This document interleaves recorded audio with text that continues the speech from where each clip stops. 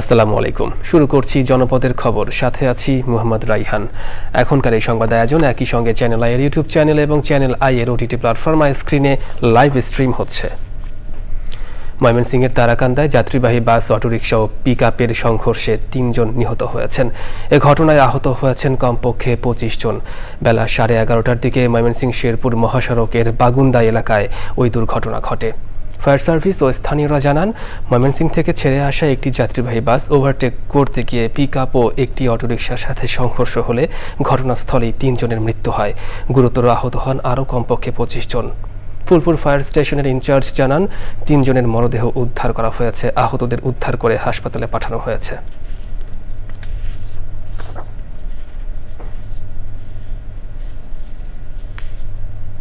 সততা, সঠিক নেতৃত্ব ও আত্মত্যাগে বলীয়ান হয়ে দেশের সার্বভৌমত্ব রক্ষায় নৌবাহিনীর নবীন কর্মকর্তাদের প্রস্তুত থাকার আহ্বান জানিয়েছেন সেনাবাহিনী প্রধান জেনারেল ওয়াকারুজ্জামান।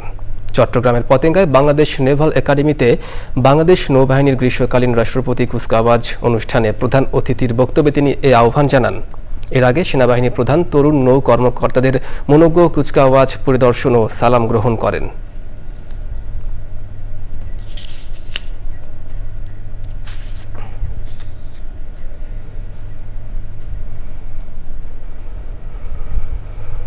প্রাপ্ত অফিসারগণের নেতৃত্বের শৃঙ্খলা, আনুগত্য, ন্যায়পরায়ণতা ও কর্তব্যবোধে উজ্জীবিত হয়ে বাংলাদেশ নৌবাহিনী আজ দেশের সীমানা পেরিয়ে বহির্বিশ্বেও উল্লেখযোগ্য অবদান রেখে চলেছে।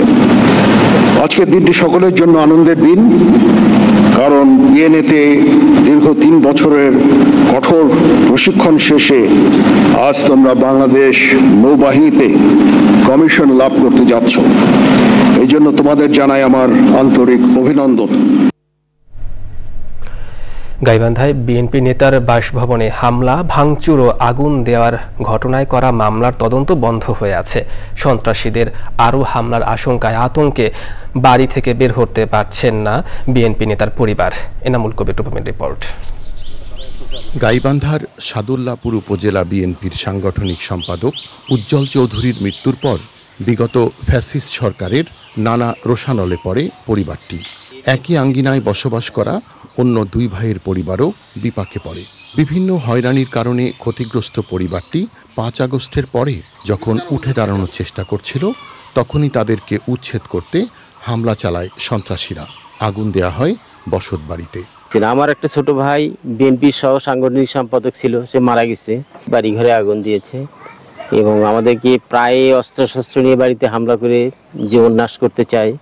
ও মানে একেবারেই নিরাপত্তাহীনতায় আসছি। তাদের কিছু ছোট ছেলেপেলে আছে যারা এলাকায় কিশোর গ্যাংয়ের মতো বা বাজারে তারা কিশোর গ্যাংয়ের মতো একটা তাদের সিন্ডিকেট তারা রাখার চেষ্টা করে। হঠাৎ করে আমার এখানে এমন ভাবে হাতের 3-4 জায়গায় ভাঙি দিয়ে এখন এই জায়গাটা আমার অপারেশন করি কোনো রকমে ঠিক হয়েছে। আমি কোনো হাতে কোনো শক্তি পাই না। এলাকাবাসী আগুন নেভালেও ততক্ষণে পুড়ে যায় একটি ঘর। ওই ঘটনায় মামলা হলেও আগায়নি পুলিশের তদন্ত। আমরা আইনগত যতটুকু সহায়তা দেওয়ার আমরা অবশ্যই দিচ্ছি। বাড়িঘরে যখন আগুন ধরিয়ে দেওয়া হয়, সেই মামলাটা কি পর্যায়ে আছে? এটা আন্ডার ইনভেস্টিগেশন, এখনো তদন্তাধীন আছে। এটা এখনো কিছু আমাদের এক্সপার্ট ওপিনিয়ন কিছু আসেনি এখনো। এক্সপার্ট ওপিনিয়নগুলো আসলে আমরা মামলাটি পুলিশ প্রতিবেদন দাখিল করব। বিএনপি নেতার পরিবারের অভিযোগ, সন্ত্রাসীরা সারাক্ষণ বাড়ির আশপাশে অবস্থান করায় আতঙ্কের মুখে আছে পরিবারটি। Enamul Kabir Rupam, channel I. রাজশাহীর শারদায় পুলিশ একাডেমিতে 168তম টিআরসি ব্যাচের প্রশিক্ষণ সমাপনী কুচকাওয়াজ হয়েছে। কুচকাওয়াজ অভিবাদন গ্রহণ, পরিদর্শন ও বিভিন্ন বিষয়ে শ্রেষ্ঠত্ব অর্জনকারী টিআরসিদের পুরস্কার তুলে দেন অনুষ্ঠানের প্রধান অতিথি বাংলাদেশ পুলিশ একাডেমির ভারপ্রাপ্ত অধ্যক্ষ ব্যারিস্টার মোহাম্মদ জিল্লুর রহমান। প্রশিক্ষণে 357 জন প্রশিক্ষণার্থীর মধ্যে সাব্বির হোসেন শ্রেষ্ঠ টিআরসি ও বিষয়ভিত্তিক শ্রেষ্ঠত্ব অর্জনকারীদের মধ্যে শ্রেষ্ঠ একাডেমিক হিসেবে নির্বাচিত হন। এছাড়া বিষয়ভিত্তিক শ্রেষ্ঠত্ব অর্জনকারীদের মধ্যে বেস্ট ইন ফিল্ড অ্যাক্টিভিটিজ হয়েছেন মোহাম্মদ রকি হাসান ও বেস্ট শুটার নূর নবী মিয়া। প্রধান অতিথি টিআরসিদের সার্টিফিকেট তুলে দেন।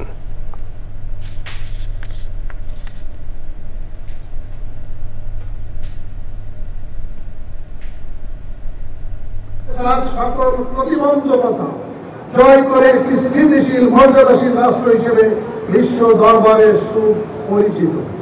বর্তমান সরকার পুলিশের জনবল বৃদ্ধি, আধুনিক ও যুগোপযোগী প্রযুক্তি ব্যবহারের মাধ্যমে প্রশিক্ষণের মান উন্নয়ন করে বাংলাদেশ পুলিশকে একটি বিশ্বমানের আইনি সেবামূলক প্রতিষ্ঠানে পরিণত করার সর্বোত্তম প্রচেষ্টা অব্যাহত রেখেছে, যার প্রমাণ জাতিসংঘে বাংলাদেশ পুলিশের অবদান।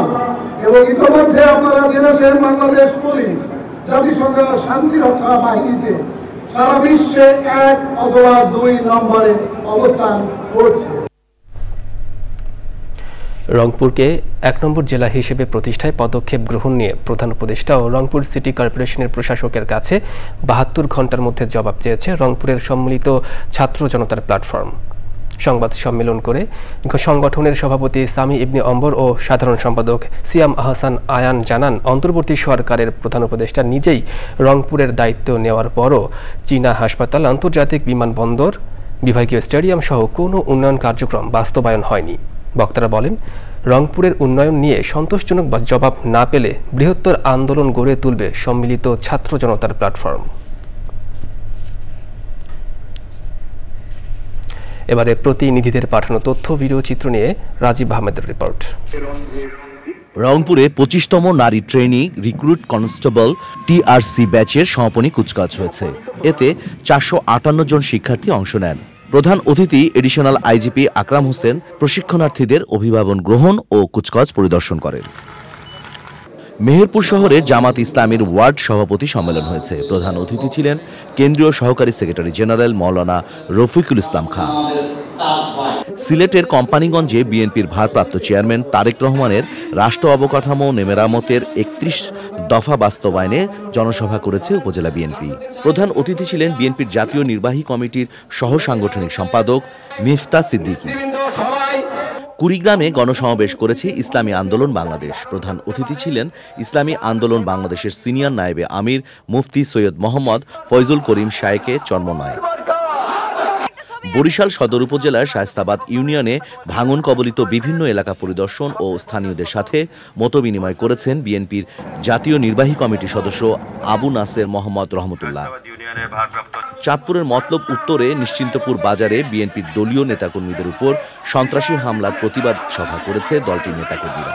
সভায় প্রধান অতিথি ছিলেন বিএনপির জাতীয় নির্বাহী কমিটির সদস্য ডক্টর মোহাম্মদ জালাল উদ্দিন। খাগড়াছড়ি সরকারি মহিলা কলেজের 2025 সালের এইচএসসি পরীক্ষার্থীদের বিদায় সংবর্ধনা দেওয়া হয়েছে। বিদায় অনুষ্ঠানে পরীক্ষার্থীদের জন্য মিলাদ মাহফিল ও সর্বধর্মীয় প্রার্থনার আয়োজন করে কলেজ কর্তৃপক্ষ। Rajib Ahmed, channel I. ভোলায় কমছে ভূগর্ভস্থ পানির স্তর। পানিশূন্য হয়ে পড়েছে কয়েক হাজার গভীর নলকূপ। সুপেয় ও গৃহস্থালির কাজে পানির সংকটে দুর্ভোগে চর ফ্যাশনের মানুষ। জলবায়ু পরিবর্তনের বিরূপ প্রভাবের পাশাপাশি দখল দূষণে নদী, খাল, বিল ধ্বংস করা সংকটের অন্যতম কারণ বলছেন সংশ্লিষ্টরা। হারুনা রশিদের তথ্য ভিডিও চিত্রে আফরোজা হাসির রিপোর্ট। ভোলায় নিচে নেমে গেছে ভূগর্ভস্থ পানির স্তর। প্রতি বছরই শুষ্ক মৌসুমে পানি সংকটে পড়েন চরফ্যাশন পৌরসভাসহ 21 ইউনিয়নের বাসিন্দা।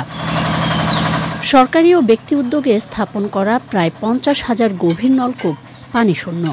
এমন পরিস্থিতিতে জলাশয় ও পুকুরের ময়লাযুক্ত পানি ব্যবহার করছেন হাজারো মানুষ। বাড়ছে ডায়রিয়া সহ বিভিন্ন রোগের প্রাদুর্ভাব। পানি ব্যবহার করতে পারছে না, রান্নার পানিও পাচ্ছে না, বাধ্য হয়ে তারা পুকুরে পানি ফুটিয়ে পানি পান করতেছে। খালগুলো তার নাব্যতা হারিয়ে ফেলেছে, যার জন্য মাত্রাতিরিক্ত সাবমার্সিবল বসানোর কারণে আমাদের এখানকার পানির স্তর নেমে গেছে। রান্না করতে পারছি না, খাইতে পারছি না, গোসল করতে পারছি না। 1 মাস 1.5 মাস পর্যন্ত আমাদের এই পানির সমস্যা। এই এলাকার এই দিয়ে আমাদের সবার প্রত্যেকের ঘরে পানির সমস্যা। পরিবেশ ও প্রকৃতি ধ্বংসের বিরূপ প্রভাবে পানি সংকটের সৃষ্টি বলছেন সংশ্লিষ্টরা। 4 ফিট 4.5 ফিট পানি আমাদের ওয়াটার লেভেল নিচে নেমে গেছে।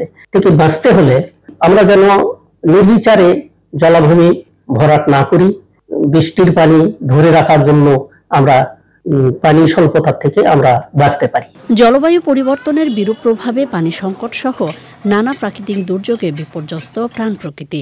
পরিস্থিতির উন্নয়নে পানির অপব্যবহার রোধ সহ বৃক্ষরোপণের পরামর্শ সংশ্লিষ্টদের। আফরোজা হাসি, প্রকৃতি ও জীবন ডেস্ক, চ্যানেল আই। দর্শক, জনপদের খবর আজকের মতো এই পর্যন্তই। একটু পরে কৃষি সংবাদ দেখার আমন্ত্রণ জানিয়ে শেষ করছি। ধন্যবাদ সবাইকে।